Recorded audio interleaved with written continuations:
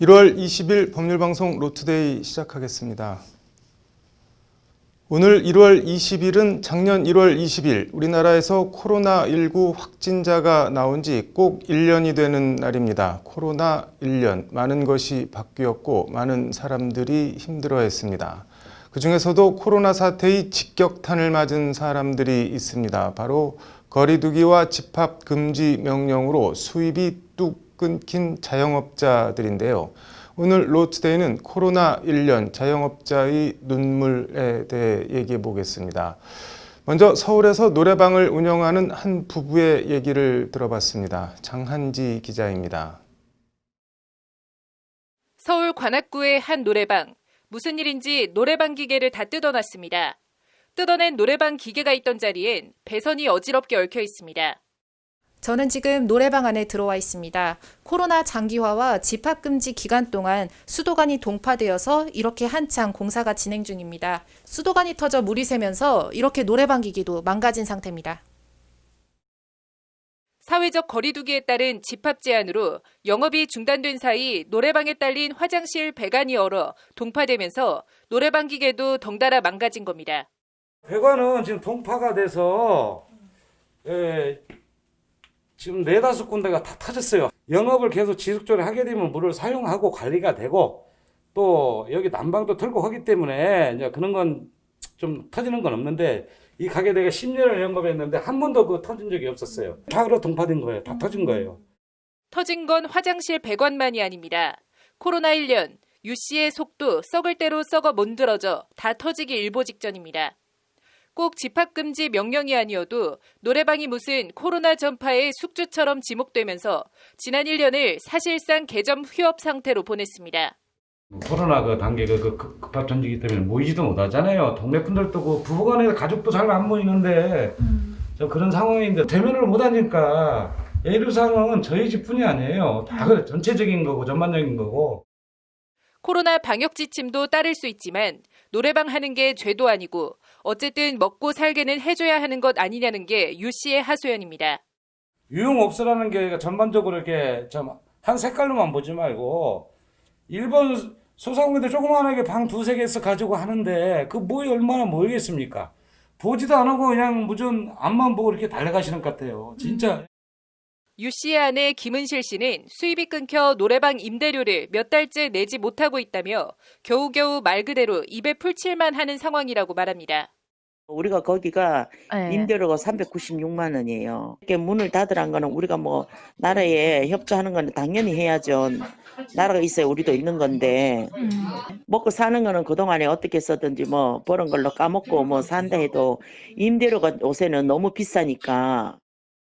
여기에 전기세, 관리비에 노래방 저작권료 같은 부대 비용 등 돈 들어갈 일은 천지이고 수입은 절벽이다 보니 쌓이는 건 한숨과 빚밖에 없다는 것이 김 씨의 하소연입니다.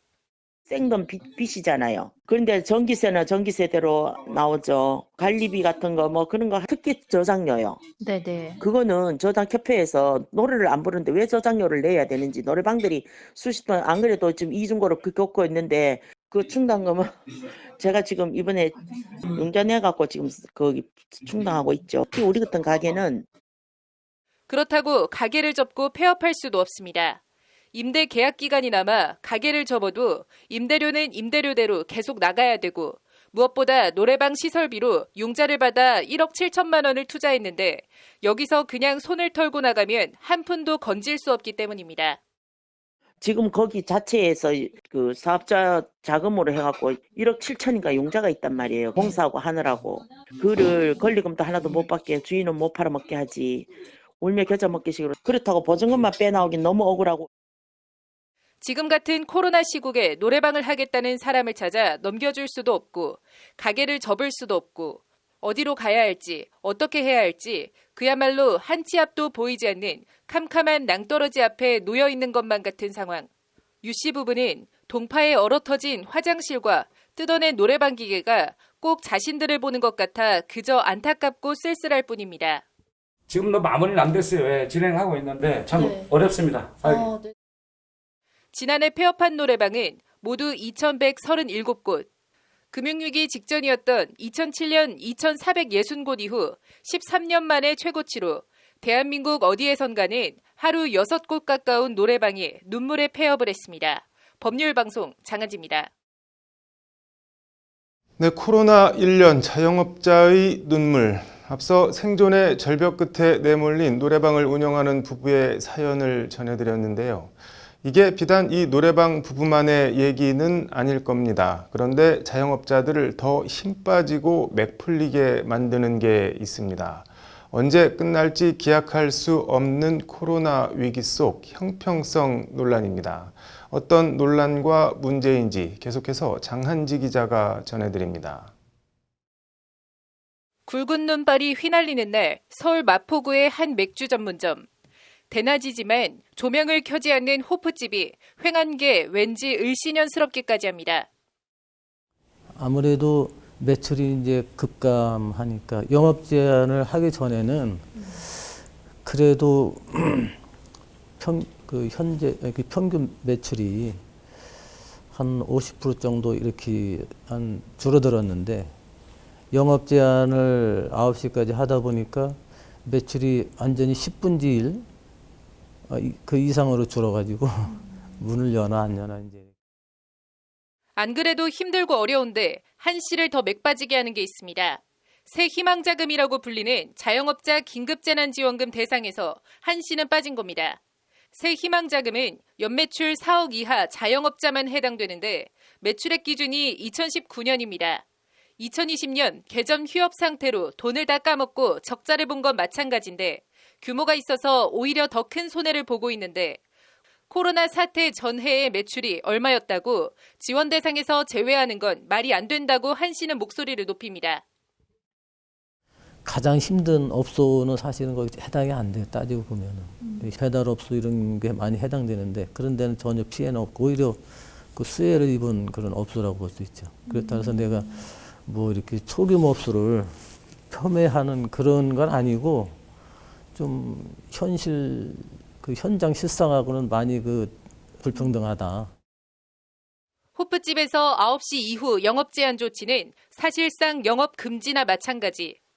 명목상 집합금지 업소가 아니어서 여기서도 자영업자 재난지원금 지원 대상에서 한시는 또 제외됩니다. 집합금지 업소는 연매출과 관계없이 이제 뭐 200이든 300이든 이제 지원을 받습니다. 근데 저희도 또 집합금지에 거의 그거랑 뭐 다를 바 없지만은 또 거기에 해당이 안 되기 때문에 지원을 못 받게 되고 지금 있습니다. 저희 업소 같은 경우는 완전 사각지대죠. 이런 형평성 논란이 비단 한시나 호프집만의 문제는 아닙니다. 대표적인 게 지금은 9시까지 영업 허가로 풀리긴 했지만 헬스장에 대한 영업 금지 조치입니다. 태권도장은 되지만 헬스장은 안 되고 발레학원이나 유도장은 되지만 필라테스나 주짓수는 안 되고 기준이 무엇이냐는 향변입니다. 왜 다른 업종은 오픈을 시켜주면서 우리만 희생돼야 되는지를 묻고 있는 겁니다. 문제는 형평성인데 얘기조차를 안 들어주거든요. 우리는 생계가 걸려있는 우리에게는 진짜 너무나도 절망스럽고 이해가 안 되는 부분. 그나마 지금은 집합 제한을 완화해주긴 했지만 체육시설에 대한 저녁 9시 이후 영업 제한은 그렇다 해도 아동 학생만 대상으로 운영하라는 게 적절하냐는 것이 업주들의 하소연입니다. 사람을 너무 사지로 모는 것 같아요. 그래서 앞으로는 조금 더 저희들이 너무 많이 힘들거든요. 저희들이 좀 목소리를 듣고 실효성 있는 형평성 있는 정책을 좀. 그나마 사정이 좀 나은 카페의 경우도 이런 형평성 논란은 마찬가지입니다. 식당에서 밥 먹는 건 되고 술집에서 술 마시는 건 되는데 카페에서 커피나 차 마시는 건 도대체 무슨 근거로 안 되냐는 겁니다.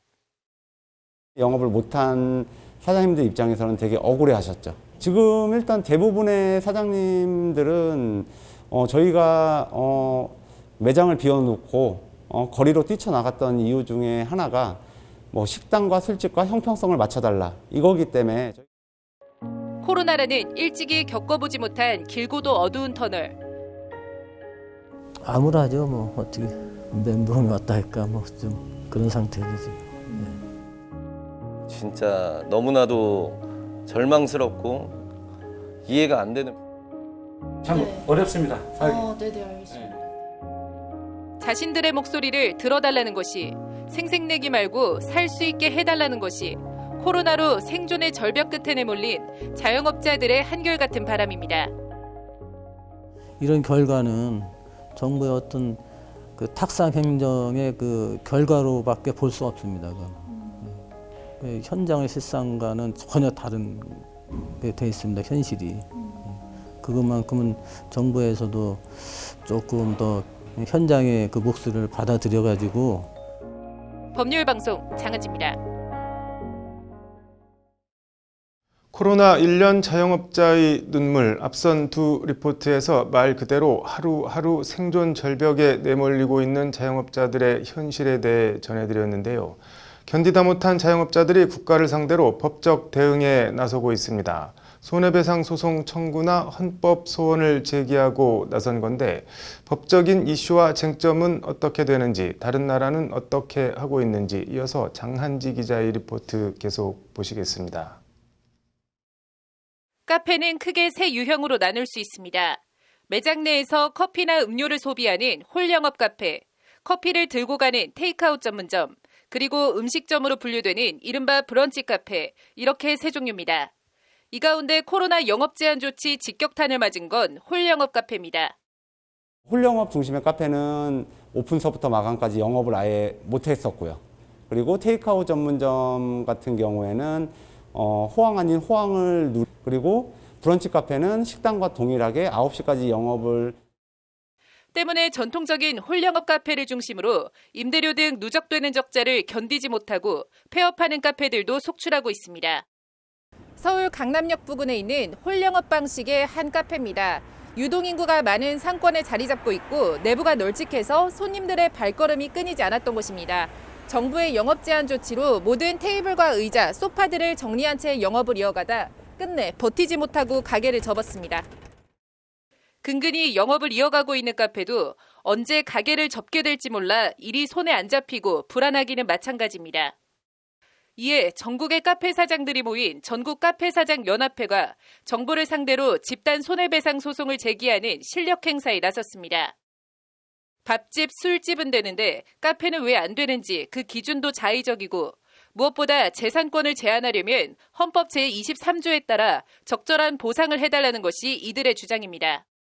합리적인 이유가 없는 자의적인 차별이었고, 영업권을 제한하는 데 있어서 그 침해가 너무 과도하다. 영업권의 과도한 침해, 그 다음에 그 희생에 대한 정당한 보상의 결여, 이렇게 세 가지 측면에서 위법성이 있다고 보고.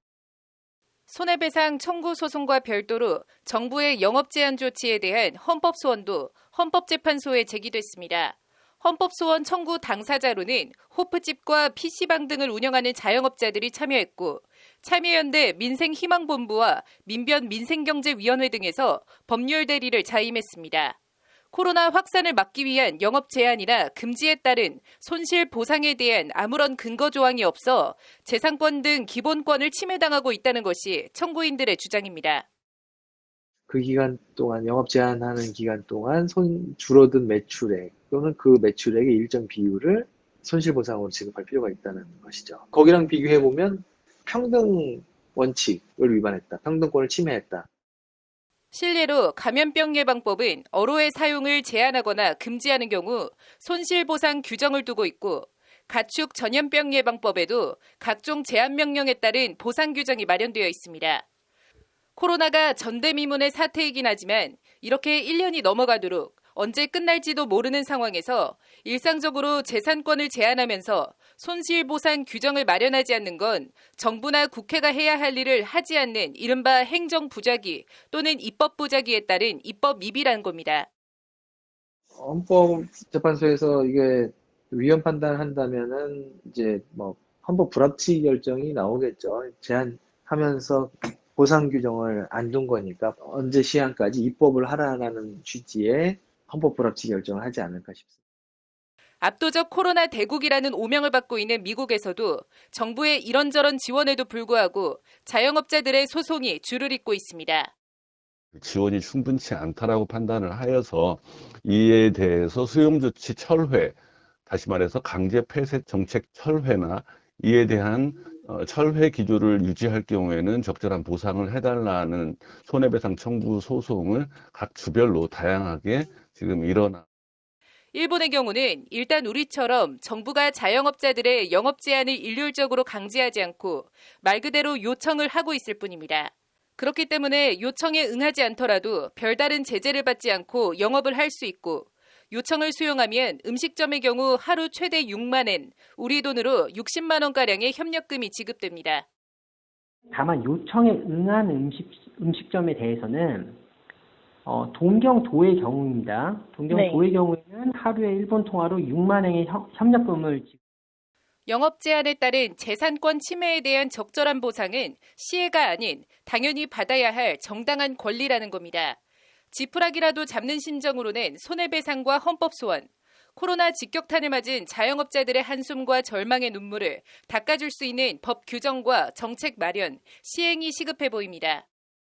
그 전염병 예방법에는 제한 조치만 있고 이제 그게 피해 보상에 대한 아무런 근거 조항이 없으니까 이거에 대해서는 뭔가 좀 그 입법에 대해서 좀 이거 좀 잘못됐다. 그래서 이건 반드시 이거는 바로 잡아야 된다. 법률방송 장한지입니다.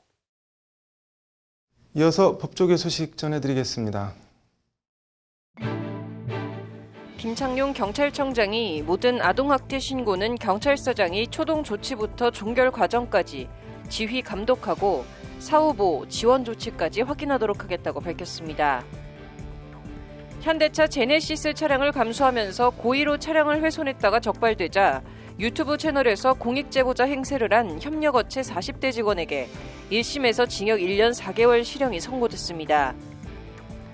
동료 캐디의 골프장 출입을 막기 위해 동료 캐디가 유흥업소를 운영한다는 허위 사실을 회사에 보고했다 하더라도 명예훼손에 해당하지 않는다는 대법원 판결이 나왔습니다. 코로나19 집단 감염이 발생한 서울 동부구치소 재소자와 가족 등 9명이 정부와 추미애 법무부 장관을 상대로 손해배상 소송을 냅니다.